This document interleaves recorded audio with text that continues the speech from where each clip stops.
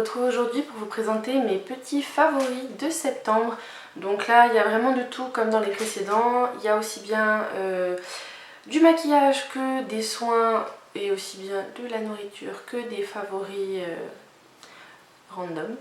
Donc je vais commencer tout de suite avec les produits de maquillage parce que c'est je crois la catégorie où il y en a le plus, puisqu'effectivement après un mois d'août où je ne me suis pas spécialement maquillée, je me suis remise à bien utiliser mes petits produits et à faire bien joujou.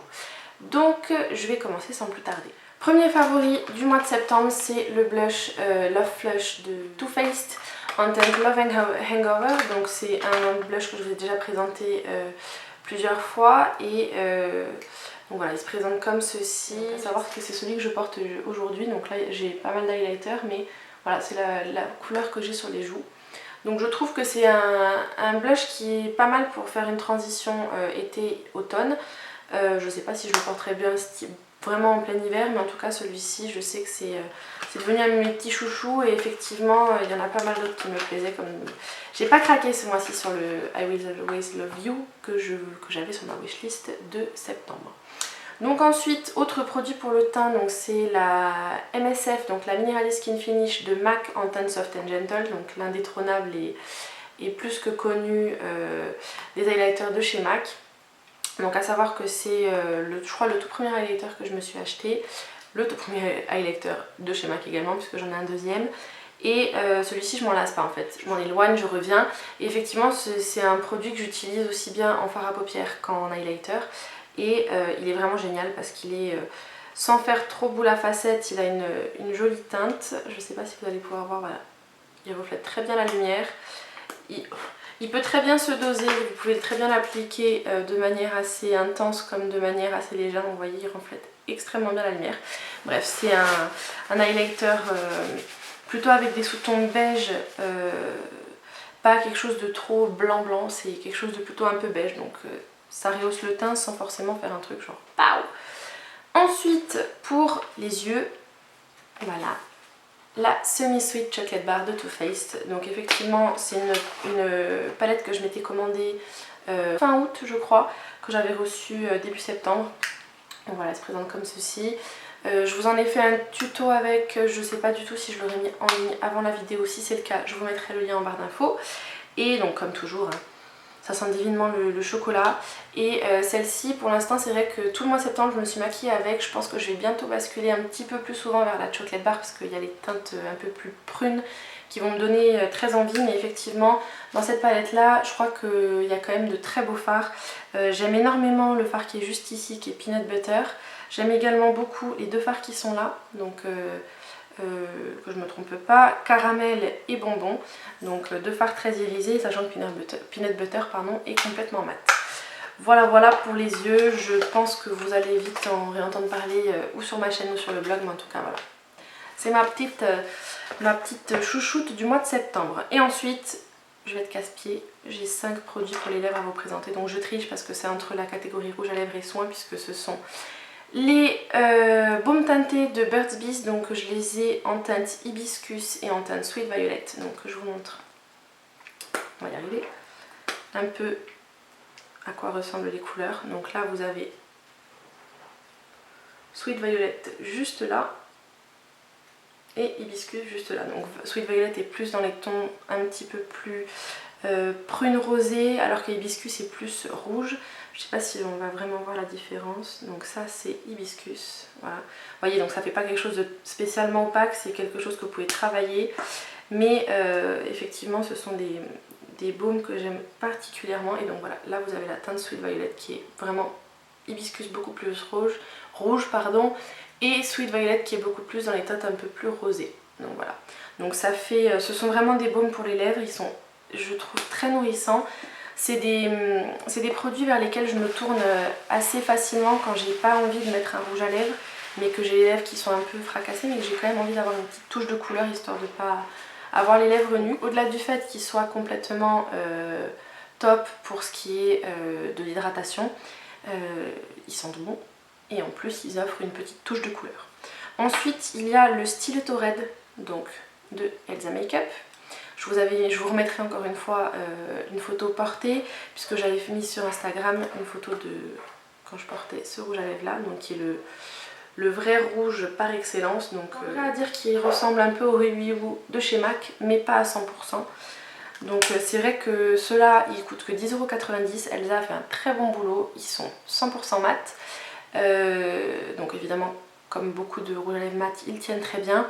Et ce qui est bien c'est que même si, enfin moi j'ai tendance toujours à porter quand c'est des couleurs un peu foncées, un peu flash, à le porter avec un crayon à lèvres pardon, en dessous.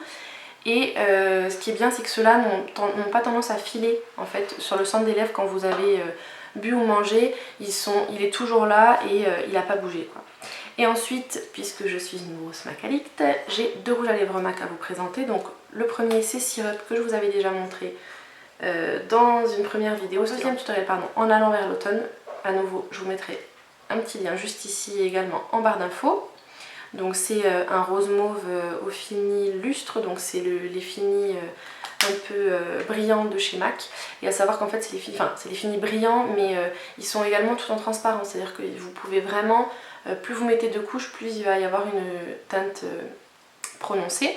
Et ensuite c'est dans une toute autre catégorie, c'est le Velvet Teddy, donc toujours de chez MAC, sauf que celui-ci c'est une teinte mat. Donc attendez, je vais essayer de vous les swatcher, ce sera peut-être un petit peu plus parlant. Donc déjà le Syrup qui est juste là. Donc vous voyez vraiment un fini bien brillant, c'est un rose avec des sous-tons mauve violet. Et ensuite j'ai le Velvet Teddy, donc qui est comparé au lustre à côté, donc au Syrup qui est complètement mat. Et c'est, je sais pas comment vous le décrire, c'est un ton nude. Donc Velvet Teddy est plutôt beige avec presque des petits sous-tons un peu rouges. Il aurait tendance, moi je dirais un nude un peu presque qui tire très légèrement vers le brick. Oui je sais c'est pas très logique, mais c'est comme ça que je le vois. Bref, donc, je vais passer maintenant aux soins. Donc encore une fois, les mois se suivent mais ne se ressemblent pas ou presque. Donc j'ai à nouveau deux produits de chez Aromazone à vous présenter. Le premier c'est celui-ci, c'est le Macérat huileux d'arnica bio de chez Aromazone que j'ai commandé sur le site ça c'est le format 100 ml. Donc je me suis commandé la pompe à côté en fait pour pouvoir l'utiliser plus facilement. Et comme je vous l'ai déjà dit, je suis assez maladroite et j'ai tendance à facilement me cogner parce que je suis un peu étourdie. Et effectivement j'ai une peau malheureusement claire mais qui en plus marque très vite, donc du coup et gros miracle, l'autre fois je me suis cognée l'arrière de la cuisse et j'en ai mis tout de suite sur le bleu. D'habitude j'ai déjà une bonne grosse marque le lendemain, il n'y avait rien. Donc ce que j'ai fait c'est que le lendemain matin j'en ai remis un petit peu et celui-ci je le garde bien plus que précieusement. Autre chose de chez Aromazone, c'est l'hydrolat pur de menthe poivrée. Donc c'est le format de 200 ml. À nouveau j'ai commandé la pompe à part parce que j'avais envie de pouvoir m'en servir comme spray. Étant donné que donc, cet hydrolat resserre les pores, ravive les teintes ternes. Il est connu pour soulager les démangeaisons cutanées et est utilisé en cas de transpiration excessive. Donc moi c'est vrai que le but de cet hydrolat c'était vraiment de tester voilà, pour le côté teinte terne et resserre les pores. Et aussi pour le côté démangeaisons cutanées, parce qu'effectivement c'est vrai que j'ai tendance à nouveau, peau un peu bizarre, pas ultra sensible et tout mais assez réactive, c'est à dire que si par exemple je vais avoir un produit qui va pas me convenir, c'est de suite que ça va se voir. Et donc ça depuis que je l'ai reçu je l'avais commandé quand ça? Je crois que je l'avais commandé courant juillet. Et du coup tout le mois d'août je l'ai utilisé avec le spray le matin et le soir après m'être nettoyé le visage et avant de mettre ma crème hydratante. Et c'est le top, il sent excessivement bon. Donc évidemment si vous n'aimez pas la menthe, passez votre chemin. Mais si vous adorez la menthe et encore plus la menthe poivrée, donc là c'est vraiment quelque chose de bien prononcé au niveau de l'odeur. C'est très vert mais j'adore. Et ensuite j'ai deux produits de la marque Yes2 à vous présenter. Donc là j'étais d'ailleurs surprise de constater qu'ils n'étaient plus disponibles chez Sephora. Donc ceux-là je les ai commandés sur le site de Fil Unique. Donc il y a les lingettes démaquillantes Yes2 Grapefruit, donc celles qui sont parfumées au pamplemousse. Ça sent excessivement bon, d'ailleurs c'est un de mes gros points fétiches de ces lingettes. En plus de ça elles ont la petite fermeture en plastique, donc ça permet qu'elles ne se dessèchent pas plus vite qu'il ne se doit. Donc celles-ci ce sont les lingettes faciales régénérantes qui s'appellent aussi rajeunissantes. Corrige et répare. Voilà, ça c'est ce qui est marqué dessus. Je me suis rendu compte après l'avoir déjà utilisé pendant presque la moitié du mois qu'apparemment je ne dois pas les utiliser sur les yeux. Et c'est justement un des premiers points dont j'allais vous parler en vidéo et que j'allais mettre en avant, puisque je l'ai utilisé sur les yeux, j'avais pas bien lu mon packaging, et je comptais vous dire que j'ai l'habitude d'utiliser les dernières que j'ai utilisées en fait de lingettes démaquillantes, parce que je suis pas non plus une grosse adepte des lingettes, mais j'avais envie de tester celle-ci. C'est que les dernières que j'ai utilisées sont les démake-up, et impossible de me démaquiller les yeux avec, parce que déjà, bon, à part le fard à paupières qui s'en va à peu près avec tout ce que vous voulez, le mascara c'était pas la peine, et surtout, vous mettiez les lingettes des make-up sur les yeux, ça vous brûlait, c'était juste impossible à utiliser sur les yeux. Et bizarrement, celles-ci qui sont pas censées être formulées pour pouvoir être utilisées sur les yeux, j'ai aucun problème et elles démaquillent très bien. Alors effectivement, si vous avez un mascara waterproof ou un mascara très très noir où vous avez bien chargé, vous allez forcément devoir repasser par derrière avec un démaquillant spécifique biphasé avec de l'huile et tout.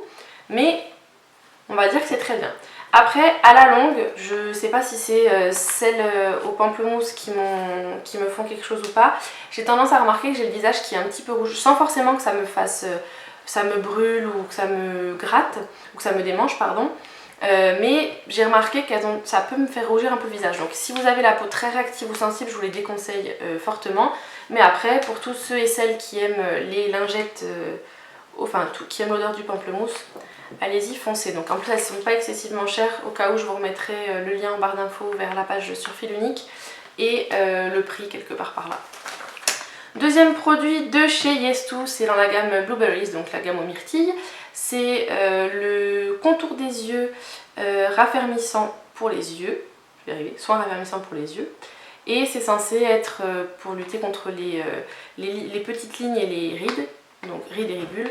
Moi c'est absolument pas pour cette raison là que je l'ai pris, c'est juste que j'avais besoin d'un nouveau contour des yeux, que celui-ci m'avait l'air pas mal.